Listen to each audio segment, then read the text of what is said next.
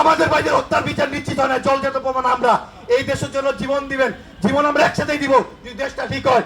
এই দেশটা এখনো ঠিক হয় নাই। এই দেশের জন্য জীবন দেওয়া, এই দেশের জন্য কাজ করালো বোকামি।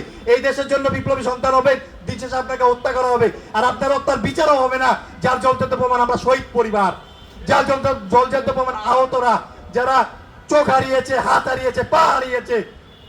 মাননীয় প্রধানমন্ত্রী জনাব তারেক রহমান স্যারকে আরেকটা কথা বলি, এই যে আজকে এত সুন্দর একটা প্রোগ্রাম হয়েছে, 2 বছর এরকম একটা প্রোগ্রাম কেউ করতে পারে নাই। এই 2 বছরের মধ্যে এরকম একটা প্রোগ্রাম কেউ করতে পারে নাই। আমার খুব দুঃখের সাথে, আচ্ছা খুব কষ্টে কথাটা বলতেছি, এই যে প্রোগ্রামটা হইলো আপনাদের বর্তমান সরকারের কে আসছে এই প্রোগ্রামে? কেউ আসে নাই। আপনাদের কোথাও দাওয়াত দেওয়া হয়েছে, আপনারা আসলেন না কেন? প্রতিমন্ত্রী জনাব ইশরাক স্যার আপনি কেন আসলেন না? আপনারা দলীয় ভাবে প্রোগ্রাম করেন আর শহীদ পরিবার নিয়ে যান। আজকে তো আমাদের জুলাইয়ের কান্না প্রোগ্রাম হয়েছে, এই প্রোগ্রামে আপনারা কেন আসলেন না?